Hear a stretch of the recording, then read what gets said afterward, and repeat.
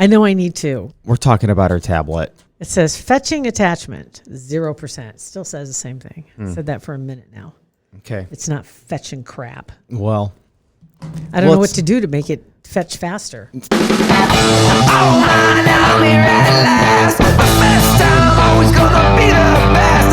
Hey, looky here. It's the Pat and JT podcast. Pat and JT podcast.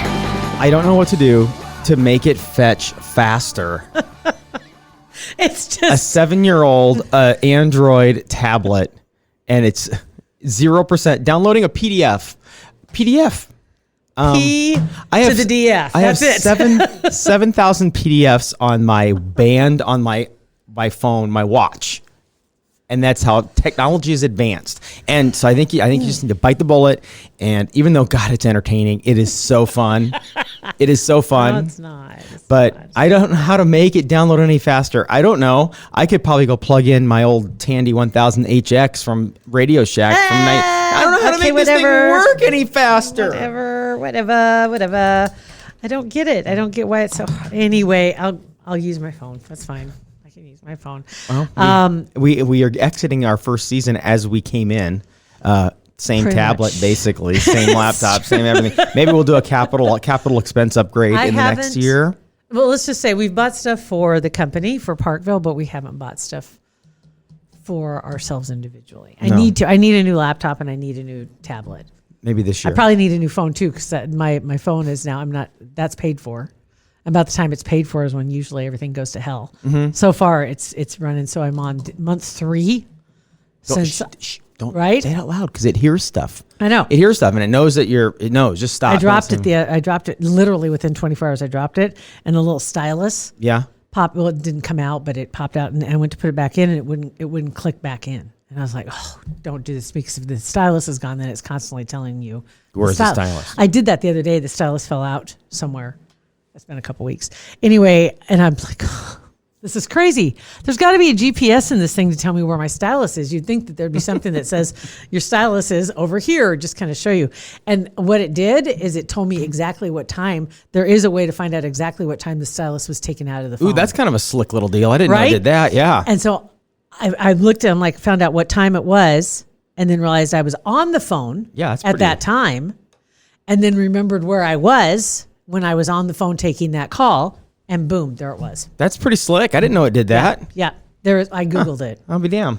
I did. It's pretty slick. I did. So I thought that was I was so excited when I first got my first Android. I'm like, this thing has a stylus. It's the best thing ever. Never use it ever. I think I used it maybe once or twice, to write or draw something like a smiley face on a duck or something on a picture. Some novelty of some sort. But it's like such a great thing. Like, this is awesome. It's a great idea. And then you never use it. Never do. And you know what's funny is when I Googled it, I didn't actually, I guess Google is not the right word to use.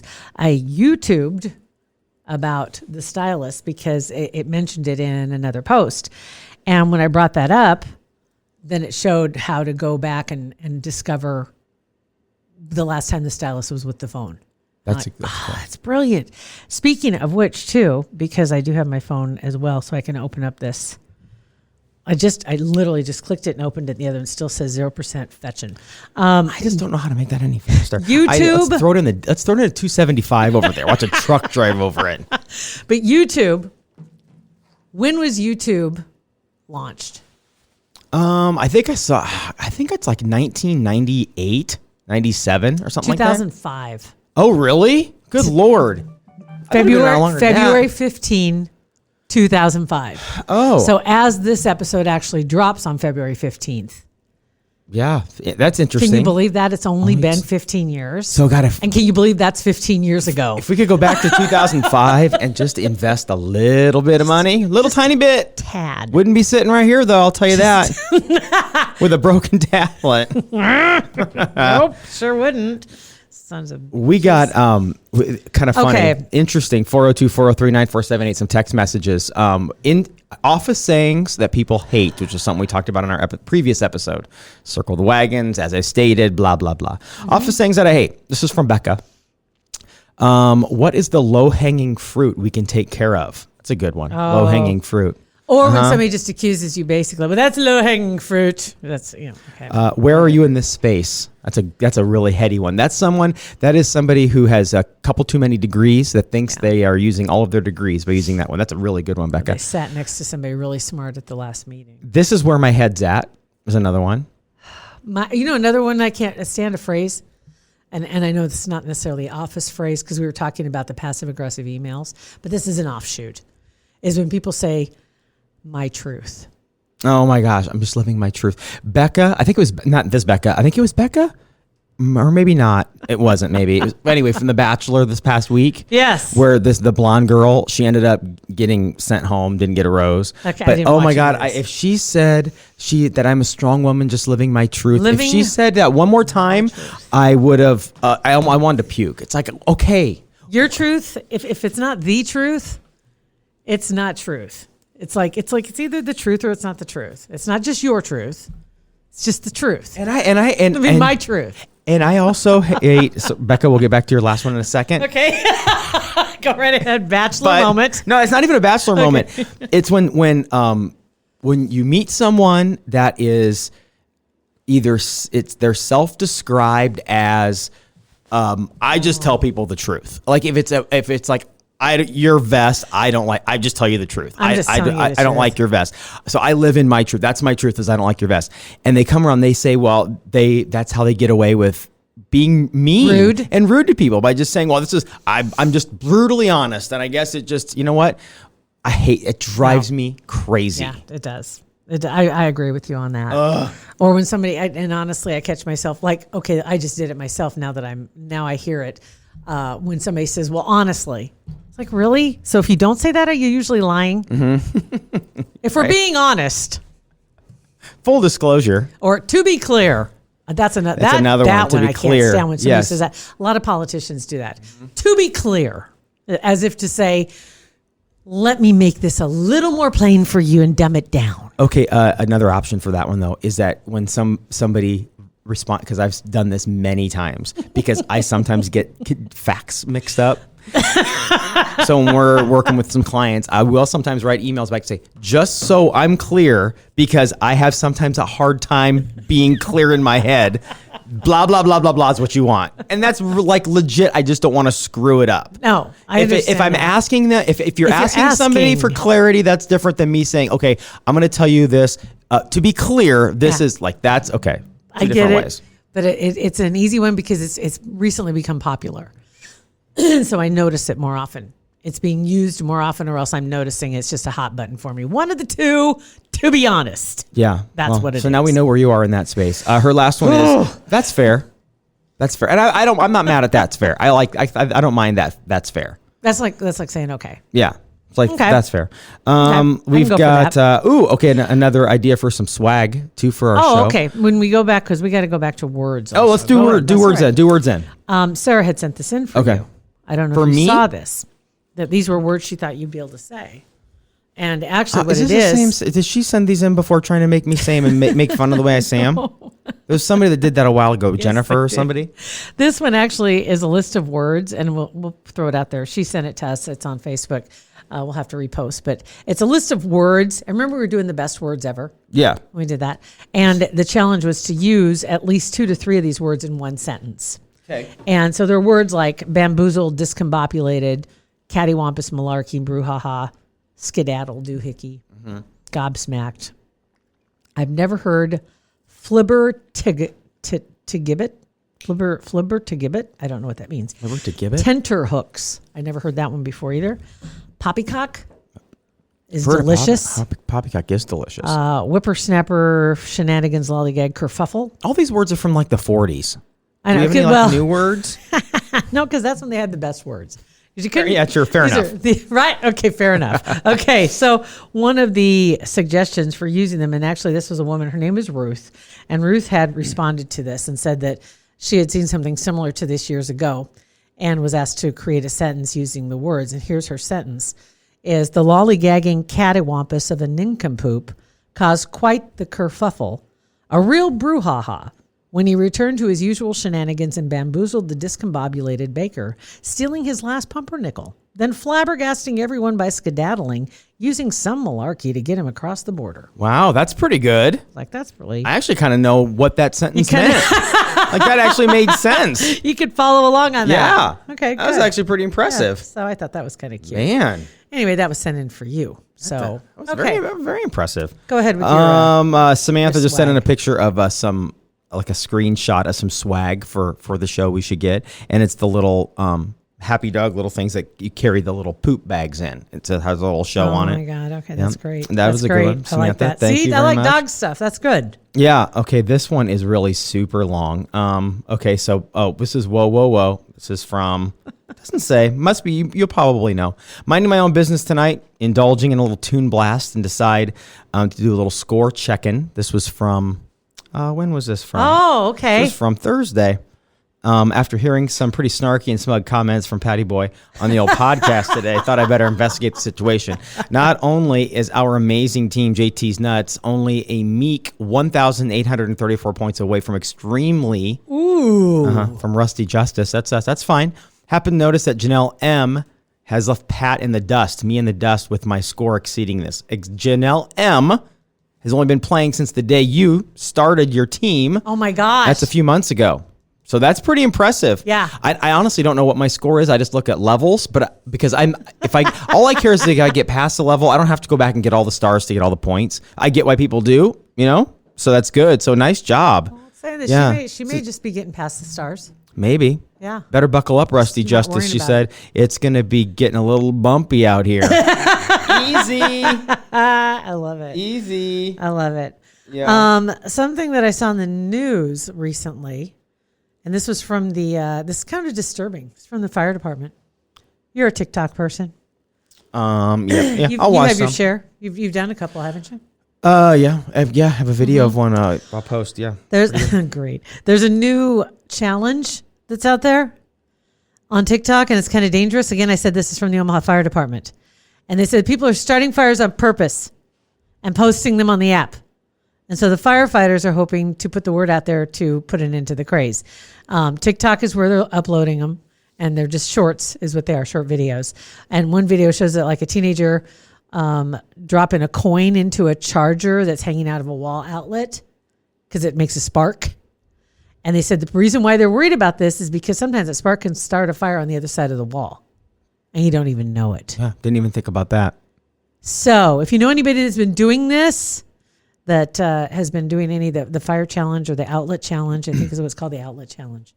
That's the one. It's so dumb. So stupid. It's right up there with the Tide Pods. It's like, why? It's Why are you doing these kind of things? I don't get it. I understand the fascination with fire, though, because I will admit I had it too. When I was a kid, I love we've talked burning about it stuff, before. yeah. I love taking things out to the burn barrel. It's fun. Yeah. Me and my wood matches. Watching stuff melt. Yeah, it's lighting them fun. up. Yeah. I mean, I love that was- sulfur. I love smelling them. I love it. Well, I don't know about that. Oh, I do. But I love- I liked lighting the fires. As soon as I always loved when my admit it. when my grandparents would they both had stopped smoking about 20 years before they passed away. But I would love to when they first lit up a cigarette with a match. I would love that smell of the first Just of the cigarette, match? the match and the cigarette combination. But I also like the match. In the match, well, obviously, I'm sure that your brother's lit a few. He needs to. The matches might be a good idea. So nasty. Remember, I did the poll online for all of 2020. Your choice. You want to get rid of wind, humidity, or potholes? Okay, which one? And it's over with now. Had I don't know, it's almost 300 votes or something. I don't know. It wasn't a ton, but that's okay. Humidity ended up winning by less than 2%. Oh, so it's close. Really close, wind and humidity. But honestly, it was like 3.5 percentage points between all three choices. They were really close. It's in the across margin board. of error. Potholes, wind, and humidity. God, it'd be great if we could get rid of all of those. Oh my gosh. I think that's what heaven is. Which Just all of those. which I thought that was pretty funny. There was also, and I had to grab this too, talking about Midwesterners, wind, humidity, potholes, etc. And Midwesterner Talents, taken again from the Midwesterner follow on Facebook or Twitter, wherever. And the top 6 talents for Midwesterners: the ability to smell a storm before it becomes a storm. Yeah. If you just pay attention, you can do that. Yeah. Driving miles to your destination with a completely frosted windshield. Done that. I know. Apologizing uncontrollably about everything. It's a curse and a blessing. We know it. Olympic level athleticism when playing cornhole. I'm good at cornhole. Are you good at cornhole? I'm getting better. I remember when I was a little kid, and I didn't even know it, but I was actually Olympic training for cornhole. When I go out to feed the horses, I had a coffee can that I used to scoop the grain out of the. That we had like metal trash cans that we kept the feed in, so you could put the lid on to keep the mice out. Yeah, because you don't want to leave it in the bags because right. they'd eat through them. And so when I come back from feeding, you'd flip the can to land in the. You were and see how far away from the door of the feed shed or the feed room that I could get. It was just a standard sized door, and then he had however many trash cans, metal trash cans inside of feed, and then try and flip it. So it was the paint the fence, sand the floor training like the Karate Kid did. You didn't even realize you did. And I didn't even know I was doing it. My brother is really good at cornhole. He'll sit there, and if he's got this like form, and if he gets one and it goes in, right away without sliding, he drops a splash. He goes splash. Oh my God! Great. Gotta stop. Number 5 on the list is refusal to wear a jacket because I'm only walking from the car to the building. That shouldn't even be a Midwestern thing unless you're in New York City walking to work. Yeah. You just, why? I don't understand. Keep it in your Take car. your coat with you. Keep it in your car if you get stranded or something. But if you're going inside a parking garage, or if you're running into the building, or if you're going shopping, I hate carrying around a jacket while I'm shopping. So Unless I won't. I can have a cart. Yeah. But otherwise, just run inside. So I'm kind of on team junior high kid when they run in with shorts and a t-shirt into the school, because I don't think that they want. Put your flipping pants But on. then I'm more comfortable in shorts all the time. Other than like when it's super duper cold, I'm more comfortable in shorts. So I'd rather run inside with shorts on and be comfortable all day, and then be chilly running into the car. I'll put shorts on when I get home. Actually, I'll put sweatpants on when I get home. I'm talking about work. Home's one thing. Home barely have pants on anyway. You haven't worn shorts, so I will give you that. Thank God. No, because it's more. I have to be a little bit more professional. Nobody wants to see my hair's going away on my legs, like my lower body, where my socks are. Well, because I'm dry, because where my dress socks are, it's like the grandpa thing. Because I've never worn dress socks as much in my entire life. You can wear. I have tube socks on right now. You could literally. I wear knee highs in the wintertime just because they're warm. I don't care. I don't care how 1984 that is, or whatever year you want to throw it at. I don't care, because they're warm in the winter and they cover my whole legs. So yes, fellas, swipe right on that. Whatever. She's available. They're cute. Anyway, number 6 on the list, and I thought this was hilarious because I do this all the time. The extreme thoughtfulness that we have to put our paper plate upside down in the trash so as not to offend whoever made that stuff you didn't want. Yeah, I agree. And I've actually, in our trash can here, when I've thrown paper plates away, I've gone in and flipped it over, and even if it's empty, just because you don't want to leave it face up. I got to talk about the trash can for a minute too. We got to learn how to break down boxes, Pat. What boxes? The one Keurig cup box that I threw away. I break and your boxes for your frozen dinners. Yeah, and a couple other boxes that were in there. Just break them down, just to give us more room in the trash can. We got little trash cans. Yeah, we do have little trash cans. Well, see, that's nothing. We need to upgrade in 2020. Bigger trash cans. That's a solution. I'm not a boxer breaker downer. I'm not a recycler. I'm not. I break down the boxes and make them flat. And then if you're good at it, I've done yours. Don't worry, I've done yours. That surprised me. I've done yours. Doesn't surprise me. I'll make a conscious effort to do that, because there have been other strong suggestions you've made around the office that I'm like, oh yeah, you're totally right. I know. I also took your water out of the refrigerator and set it on the bottom shelf because it was leaking. Oh, it was? No big deal. Oh, well, thanks. I appreciate it. See, I'm not the kind of person that's like, I know 99% of what not just somebody else says, but usually a female says is probably right. Then versus Maybe. what I'm just saying. I know. And I'm not even being any sort of like a pansy. It's just the truth. Like with my mind. I get it. I will do a conscious effort to break down boxes. Until we get bigger trash cans. Until we get bigger trash cans. And then all bets are off. I don't know. All bets are off. Just to make more room. I don't know. It makes sense. It totally makes sense. It's the little things, man. Yeah, it's the little things. We are getting closer. We only have one more episode until our first episode of season 2 of our Pat and JT podcast. So, which was recorded live at Paisans last week.